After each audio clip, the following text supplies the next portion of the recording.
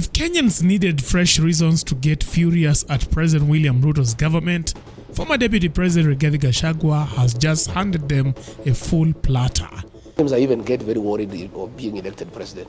Somebody who was a reasonable person, somebody who was saying great things, somebody who was sensible, somebody who was for the rule of law, he becomes president and becomes a monster. Making his first public address since returning to the country, Gachagua unleashed a barrage of accusations that cut straight to the bone. In a searing interview, he claimed that Ruto has been running one of the grandest scams in recent memory through the Social Health Authority, also known as SHA. According to Gachagua, the president allegedly swindled a staggering 104 billion Kenyan shillings under the guise of developing a health system that in reality cost less than $1 billion to set up. William Ruto put a team of advisors at State House who are working parallel from the ministers. And they came up with this thing called SHA. Yeah? And they said NHIF is bad, there was a lot of fraud, we must reform it and we must change it completely. And this thing was brought and we started interrogating it. Along the way, I started getting feelers that this thing was a scheme to rip off the people of Kenya. Yeah? And they proposed that we create a new system that will cost 104 billion Kenya shillings. And I asked William Ruto, my brother, if the board of NHIF is saying they can reform this system at 800 million, why do we need a new system costing about 104 billion? He said, no, we will do it this way. This thing was forced. That's why you had an MP say, we pass SHA for you. This thing was pushed by William Ruto. This 104 billion, Yvonne, is pure theft of public funds. It's the biggest rip-off in the history of the independent Kenya.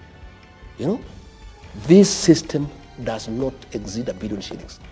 But that's just the beginning. Gachagua insists that SHA has become Ruto's personal cash cow. Now the allegations ran deeper. Gachagua says Ruto's government has been funneling money into ghost hospitals, phantom facilities that don't treat anyone but still submit claims. Once the billions land in these fake accounts, he alleges the money is redirected into Ruto's political machinery and later used to bribe politicians and the so-called empowerment programs. 103 billion shillings had been stolen by William Ruto and company. You know?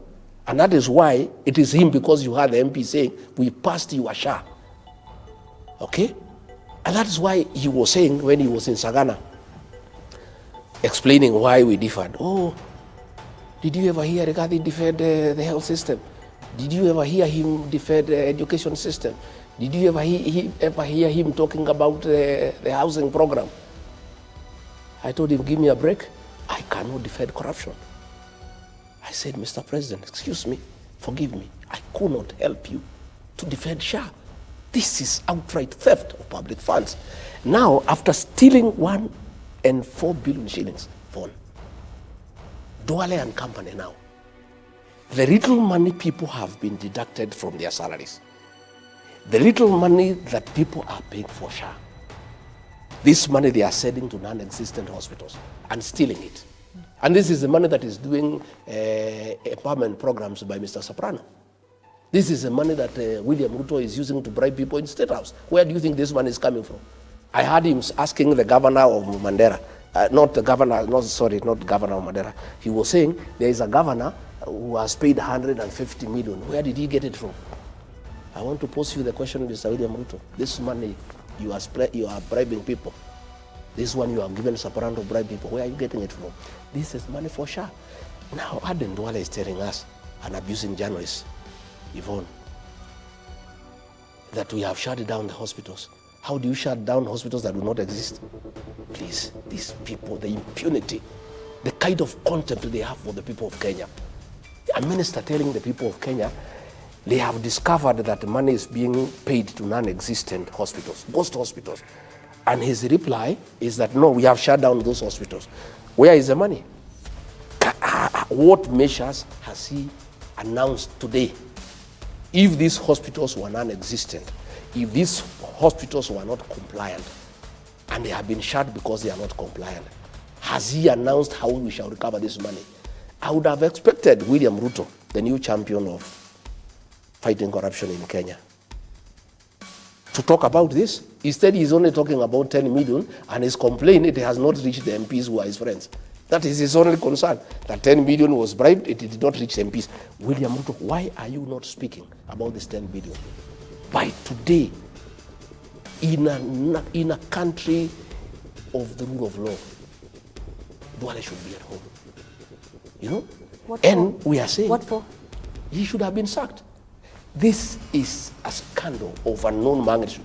You have seen today the website for SHA, where the records were, yeah, showing who has been paid, yeah, has been stepped down, so that you people do not interrogate these hospitals. Because what would have happened? You people are very imaginative.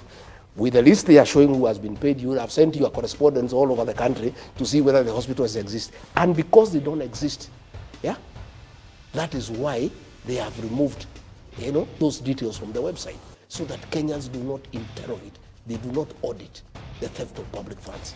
And then there is also the affordable housing, again, something else that you touted. In fact, you were on record as telling everybody that this is something that you should pay up. What changed along the way? Initially, when I supported this program, yes. You know, William Ruto is very convincing. He's a very convincing guy. And he's very deceptive. Extremely deceptive. He had convinced all of us that this housing program, affordable, was a good thing for Kenya. That it will create employment for our young people. That this program, we need slum upgrading, we need to dignify our people, blah, blah, blah. It sounded very nice. Only to realize later, it's nonsense. At what point did you make this realization? After 1 year.